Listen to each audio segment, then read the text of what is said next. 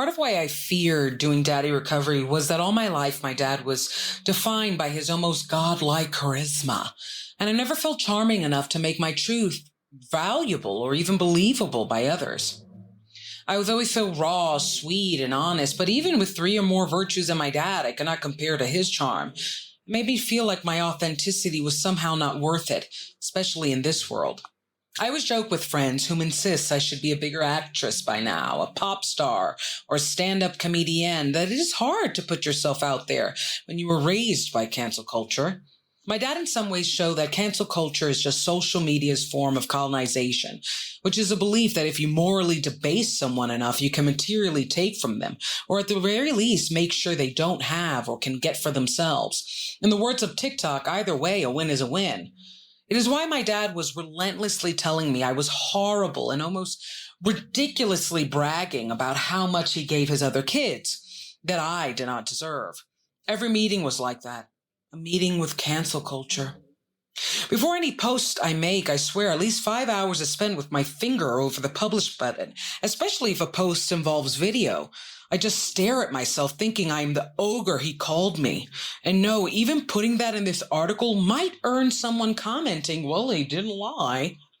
I remember when Billie Eilish said how hard it is to come for haters, because sometimes they can be really funny and try to flip on you that somehow you lack humor with yourself. People were confused by her statement, but I had a direct example. There was not one day in my life my mother did not tease me for something, and my dad followed. Frankly, I did not do that to her or him, and I didn't enjoy how incessant it was. There were days I felt quiet and completely over-existing, and then I'd go to the internet and find someone had left a comment on my Selena review that I looked like Yolanda Saldivar, and suddenly I was off the internet again, deleting another page. The truth is, I always knew I was meant to be famous. And that oddly scared me because it meant that I would always have to confront cancel culture.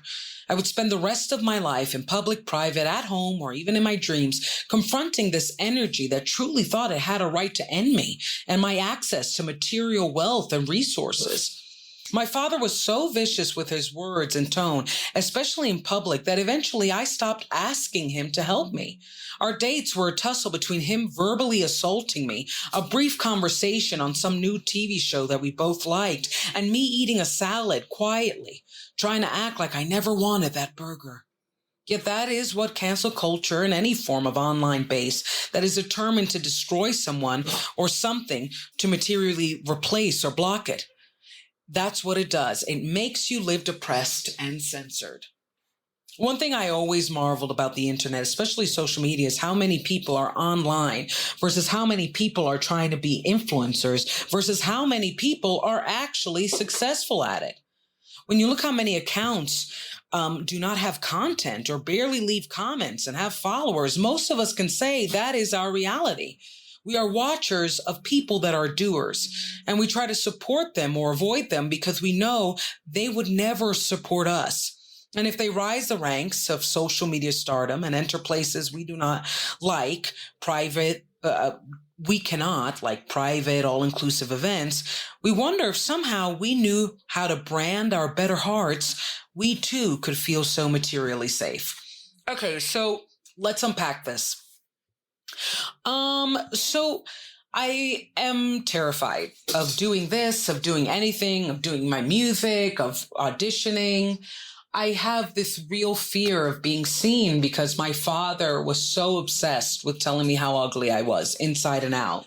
And he usually does that with a lot of women. It was, I call it pigifying, which is, and I wrote an upcoming article about that, which is basically if you make someone, if you come for somebody's looks, they can't come for your character. If you act like they are just the ugliest person in features, when they say your soul is ugly, it's kind of like, look at this pig telling me I'm not human, give me a break. And that's what my dad would do to me. And when I think of like someone like Jennifer Lopez, who, I know all the arguments. Is she talented? Is she good? Is she great? The point is, I think as an artist and somebody with social anxiety, like her cancellation, there's something I have to admire her because I think she's like, you're not going to cancel me. But at the same time, I call it nickelbacking. And maybe I should write an article about that, nickelbacking, which is just like the internet decides to end you. And we don't know who, what, where, how, why. It'll probably invent some theories, or maybe it won't, like Nickelback. I believe that something Kroger, the lead singer, he was talking about like the madness and the sadness of spending your whole life trying to set up this dream to do this career. And then suddenly you're a joke. And if you don't laugh, then you look like you're humorless. But if you laugh, it also feeds the joke and it gets bigger and bigger. And then you just look like you're that sad person trying to smile through.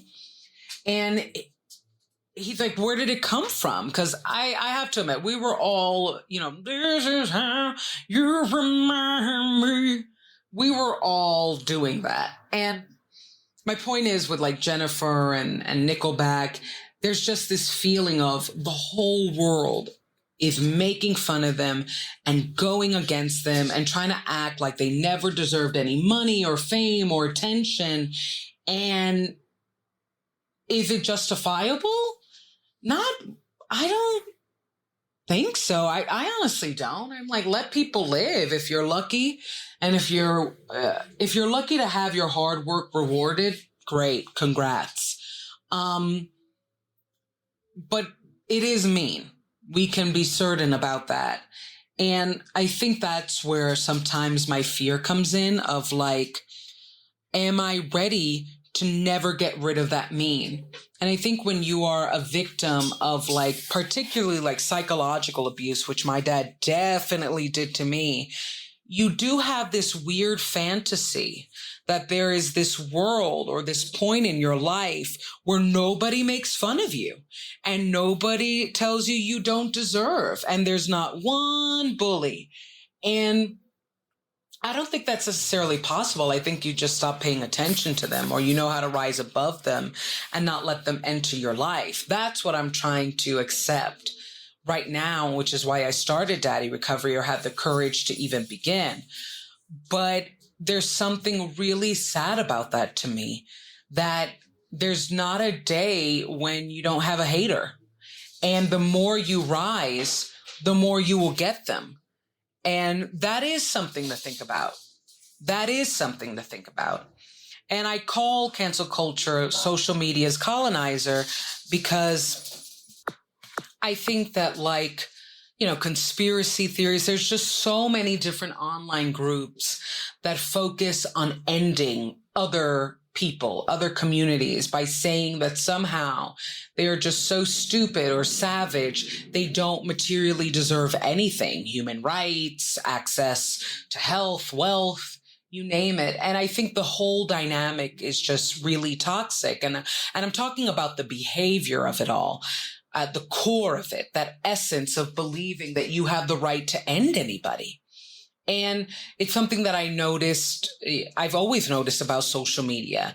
How many people have accounts that are just, they just log in to watch because they know that social media runs on this idea. If I misinterpret you, if I act like you said something that you didn't, or you did something that you didn't, or even if you did, you can't be redeemed. If I behave like that, you're done.